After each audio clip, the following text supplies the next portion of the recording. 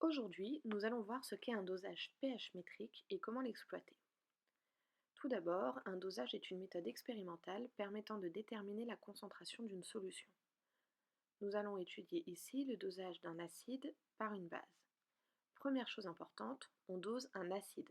C'est donc cette solution, la solution acide, qui a une concentration inconnue.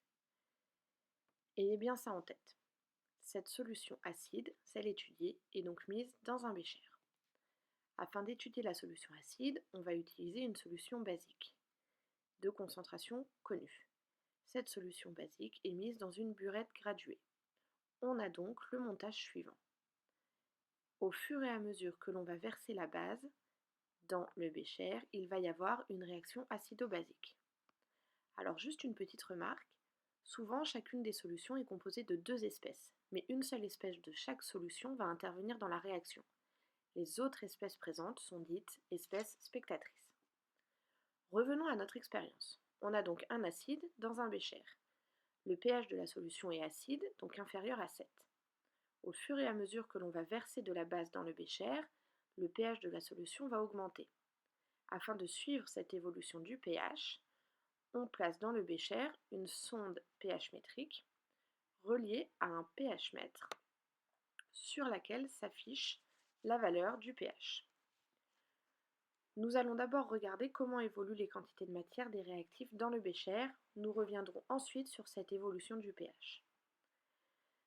Alors, puisque nous étudions une réaction acido-basique, nous avons une molécule d'acide A qui réagit avec une molécule de base B pour former les produits notés ici C et D.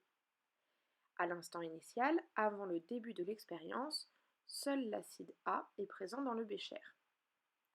Sa quantité de matière est à son maximum, on le voit ici, et aucun des deux produits n'a été formé car la réaction n'a pas commencé.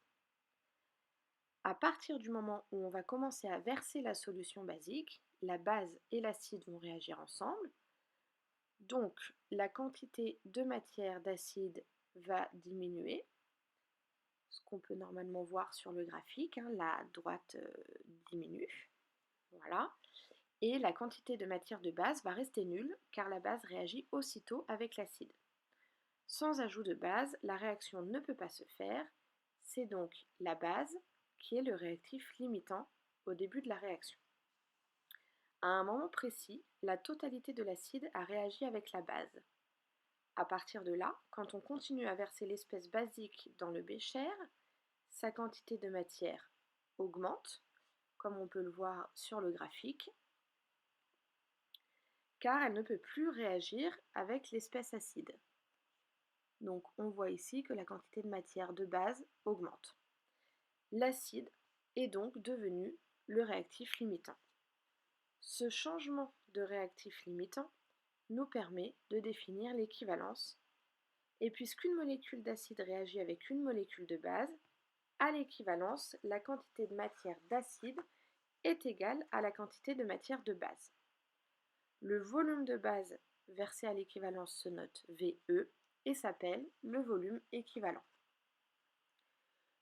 Voyons maintenant comment repérer expérimentalement cette équivalence. Pour cela, on va revenir sur l'expérience et sur l'évolution du pH. On commence par relever la valeur initiale du pH, c'est-à-dire avant l'ajout de base. Puis on verse la base millilitre par millilitre et on relève la valeur du pH à chaque fois. Quand on voit que le pH commence à augmenter plus rapidement, on effectue les mesures tous les demi-millilitres. Et enfin, quand le pH se stabilise, on refait les mesures tous les millilitres, voire tous les 2 millilitres, jusqu'à la fin de la burette graduée. Avec ces mesures, on va tracer une courbe représentant l'évolution du pH de la solution dans le bécher en fonction du volume de base versé. La méthode utilisée pour déterminer le volume équivalent s'appelle la méthode des tangentes parallèles. On va détailler ensemble les étapes de cette méthode.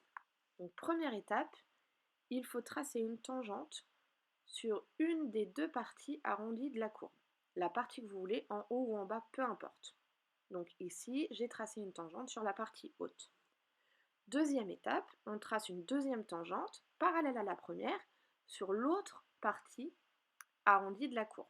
Donc ici en bas. Troisième étape, On relie ces deux tangentes par une droite qui leur est perpendiculaire. Et enfin, dernière étape, on mesure le segment de cette droite, on repère le milieu et on trace une droite qui passe par ce milieu et qui est parallèle aux tangentes du départ. Voilà. Elle est donc parallèle aux deux tangentes. Cette dernière droite coupe la partie verticale de la courbe au point d'équivalence et le volume correspondant à ce point par lecture graphique est déterminé, c'est le volume équivalent. À partir de ce volume, on peut déterminer la concentration de la solution acide. On a vu tout à l'heure qu'à l'équivalence, les quantités de matière des réactifs étaient égales.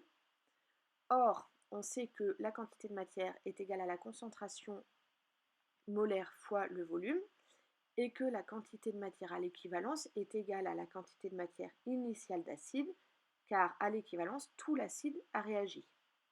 On peut donc remplacer les quantités de matière par C fois V à chaque fois, et on obtient la concentration d'acide fois le volume initial d'acide est égal à la concentration en base fois le volume à l'équivalence. On retourne la formule et on obtient donc la formule suivante pour calculer la concentration en acide. Ca égale Cb fois Ve divisé par le volume initial d'acide présent dans le bécher.